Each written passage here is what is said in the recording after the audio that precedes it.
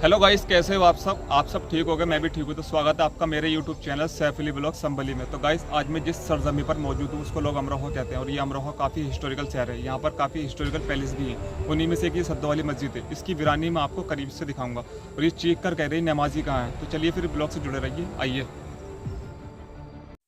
अमरोहा उत्तर प्रदेश में स्थित सद्दो वाली मस्जिद, जिसे कायकोबादी मस्जिद, सद्दो कायकोबादी मस्जिद, मीरो सद्दो मस्जिद या वीरान मस्जिद के नाम से भी जाना जाता है। शहर की सबसे पुरानी मस्जिद ये 13वीं शताब्दी की एक ऐतिहासिक इमारत है जो दिल्ली सल्तनत काल की याद दिलाती है। आइए इसके इतिहास, निर्माण, वास्तुकला, महत्व और वर्तमान स्थिति के बारे में विस्तार से जानते हैं। निर्माण और पारंपरिक इतिहास। निर्माण वर्ष और निर्माता। ये मस्जिद 1287 ईस्वी में दिल्ली सल्तनत के सुल्तान मोइजुद्दीन कायकोबाद गियासुद्दीन बलबन के पोते के शासनकाल में बनाई गई थी। इसका निर्माण अंबर सुल्तान नामक व्यक्ति ने करवाया था। शुरू में इसे कायकोबादी मस्जिद कहा जाता था। नाम का बदलाव 1556 ईस्वी में इसका नाम बदलकर सद्दो की मस्जिद हो गया। ये नाम शेख सद्दो या सद्दो से जुड़ा है, जो 18वीं शताब्दी के मध्य में एक प्रसिद्ध मुस्लिम अमीर चमत्कार करने वाले थे। मरम्मत और विस्तार। मुगल सम्राट अकबर शासनकाल में इसे 2 बार मरम्मत कराई गई। पहली बार कनक खान ने और दूसरी बार 1573 ईस्वी में मीर सैयद मोहम्मद। अकबर के एक नोबल और अमरोहा निवासी ने इस मस्जिद में सल्तनत और मुगल वास्तुकला का मिश्रण देखने को मिलता है। इस मस्जिद का निर्माण अमरोहा में मुस्लिम आबादी के शुरुआती दिनों में दर्शाता है। 1287 से 1256 तक के अंतरकाल में अमरोहा में मुस्लिम जनसंख्या ज़्यादा नहीं बढ़ी, इसलिए एक ही मस्जिद पूरे समुदाय के लिए पर्याप्त थी। यह दिल्ली के बाहर दिल्ली सुल्तानों की विरासत का एक दुर्लभ उदाहरण है। वास्तुकला की विशेषताएं। प्रवेश द्वार। मस्जिद में एक मुख्य प्रवेश द्वार है जो अट्टगोनल है। इसमें 2 नुकीले मेहराब पॉइंट और एक दबा हुआ गुंबद सेपरेट डोम है। ये हिस्सा मूल सल्तनत काल का है और मुगल काल में मरम्मत नहीं हुआ, इसलिए इसमें दरारें और गिरजित है। मुख्य भवन 3 गुंबद हैं, जिसमें केंद्रीय गुंबद सबसे बड़ा है।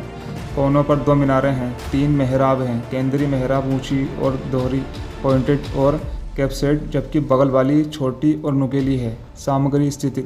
मुख्य भवन अच्छी हालत में है, लेकिन अपेक्षा के कारण जड़ीय शीर्णीय हो रहा है। कभी अमरोहा की जामा मस्जिद थी, लेकिन अब खंडर जैसी है। शेख सद्दो और धार्मिक महत्व। शेख सद्दो की कहानी 18वीं शताब्दी के मध्य में शेख सद्दो एक मुस्लिम संत थे जो जिनों पर नियंत्रण करने के लिए प्रसिद्ध थे। एक कथा के अनुसार शेख सद्दो का जैन खान से विवाद हुआ, जिसके कारण उनकी मृत्यु हो गई, लेकिन मृत्यु के बाद वो आध्यात्मिक रूप से और शक्तिशाली हो गए। उनकी कब्र इसी मस्जिद में बताई जाती है।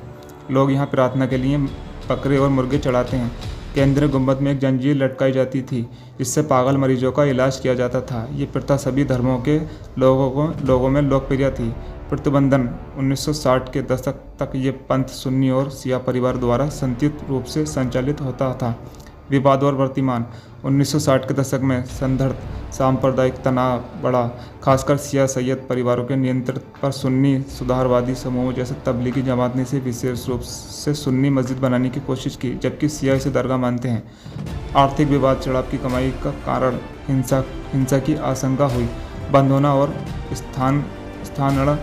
1966 में स्थानीय प्रशासन ने हिंसा रोकने के लिए मस्जिद बंद कर दी। पंथ का केंद्र अमरोहा के सबसे बड़े, लेकिन सुन्नी और शिया मुसलमान भी थोड़ी संख्या में आते हैं। वर्तमान विवाद। मस्जिद अब विवादित है। कानूनी विवाद कोर्ट में लंबित है। वर्तमान स्थिति। 1947 के बाद मस्जिद बड़े पैमाने पर त्याग दी गई है और अब खंडर में है। अपेक्षा के कारण ये जीर्ण हो रही है, लेकिन मुख्य संरचना अभी भी मजबूत है। कई संरचना प्रयास का उल्लेखन नहीं। महत्व।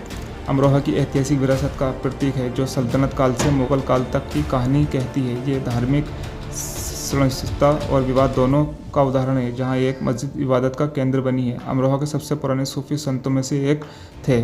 उनकी अलौकिक शक्तियों के बारे में कोई विकिंदितियाँ प्रचलित हैं और लोग रोगों से मुक्त के लिए उनकी दरगाह पर आते हैं। तो गाइस, ये ब्लॉग आपको कैसा लगा? अगर ये ब्लॉग आपको अच्छा लगा हो तो उसको लाइक, शेयर एंड सब्सक्राइब करें। फिर मिलते हैं किसी नेक्स्ट ब्लॉग में। तब तक के लिए बाय, लव यू।